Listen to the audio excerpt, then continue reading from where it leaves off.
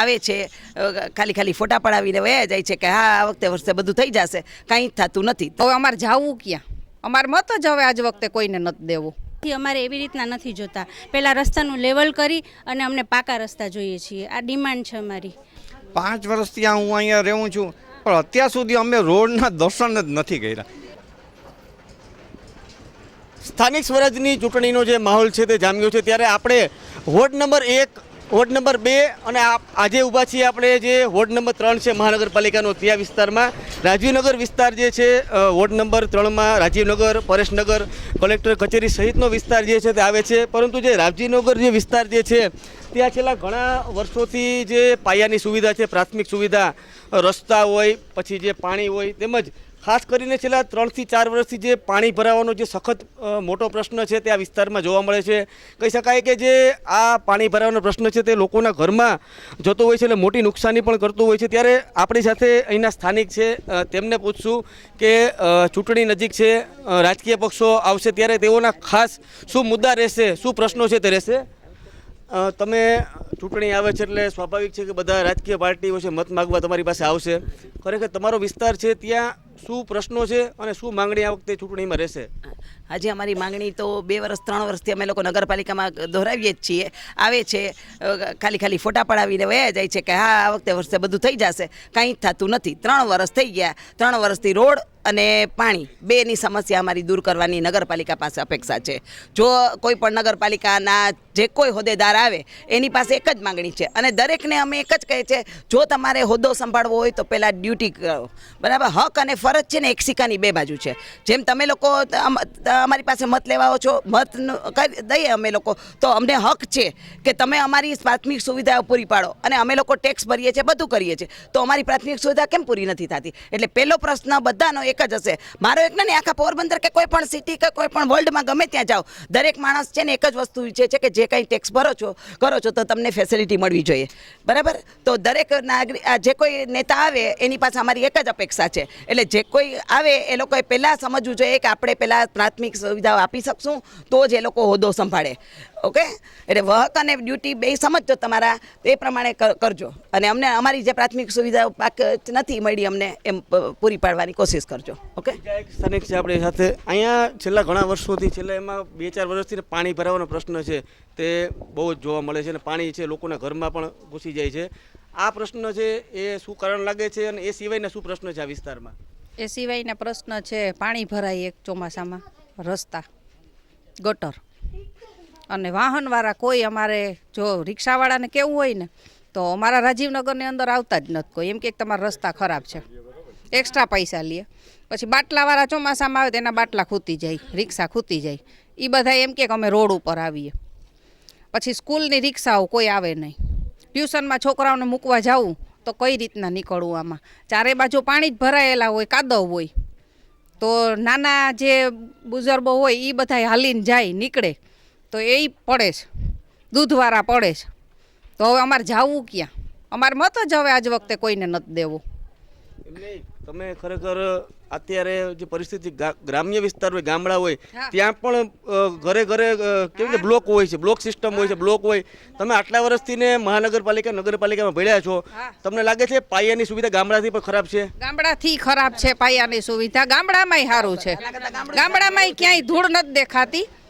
અહીંયા અમારા રાજીવનગરમાં તમે આખાઈમાં જોઈ લ્યો, ક્યાંય હાયલા જેવું હોય તો કે ક્યાંય ઉભા જેવું હોય તો ઘરની અંદર એટલી છે, એટલા પશુ, એટલા કૂતરા, બહુ જ ત્રાસ છે. 3 વર્ષની અંદર કંઈ અમને ધ્યાન, અમે જઈએ તો અમને કહે કે હા કરી દેશું આવે, પણ કોઈ જોવાય આવતું નથી કે કંઈ આનો નિવાકરણ લેતું નથી. અમારે આનું નિવાકરણ જોઈએ. હમણાં ચૂંટણી આવશે, બરાબર? દર વખતે 5 વર્ષે જ્યારે ચૂંટણી આવે ત્યારે રાજકીય પાર્ટીના નેતાઓ આવતા હોય, રાજકીય પાર્ટીના કાર્યકરો આવતા હોય. પાછા 5 વર્ષે જ આવે છે કે કોઈ વાત પૂરી કરી, વચન આપ્યા પૂરા થાય છે? આવતા નથી, પછી વચ્ચે કોઈ આવતું નથી. અને મારે એક વસ્તુ વચ્ચે ખાસ કહેવી છે કે હવે જો રસ્તા થાય ને તો અમારે જે કોઈ આખા રાજીવનગરમાં એમનેમ જ બ્લોક્સ, જે રસ્તા જે તે પોઝિશનમાં હતા ને એમાં માથે એમને બ્લોક્સ પાથરી ગયા છે. હવેથી અમારે એવી રીતના નથી જોતા, પહેલાં રસ્તાનું લેવલ કરી અને અમને પાકા રસ્તા જોઈએ છીએ, આ ડિમાન્ડ છે અમારી. અમને બ્લોક્સ નથી જોતા, કેમ કે બ્લોક્સ ઊંચા નીચા થઈ જાય છે અમુક ટાઈમ પછી, એટલે ઉખડી જાય છે, એટલે ખૂબ જ પડવાનો ડર રહે છે એમાં. બાળકો રમતા હોય છે તો પણ સતત ત્યાં ધ્યાન રાખવું પડે છે, કેમ કે બ્લોક્સ ઊંચા નીચા થઈ જાય છે, એટલે અમને બ્લોક્સ નથી જોતા, પાકા અહીંયા રસ્તા હતા ને એવા જોઈએ છે આ વખત. તમને બીજું પણ એ ડિમાન્ડ છે અમારી. બીજું પણ એક જોવા મળે છે કે છેલ્લા ઘણા વર્ષોથી જે ઘર છે એ નીચા જતા રહીએ, રોડ છે ઉપર રહ્યા છે, એટલે અમુક જગ્યાએ તો ઘર છે અડધા ડૂબવા પણ આવ્યા છે. તો ખરેખર આ પ્રશ્નને લઈને શું માંગણી છે તમારી? એ પ્રશ્નમાં મેં એ જ તમને પહેલાં કીધું ને, આની પહેલાં મારું એ જ કહેવાનું છે કે અમારે અત્યારે રાજીવનગરના રસ્તાનું લેવલ આખું અપડાઉન થઈ ગયું છે.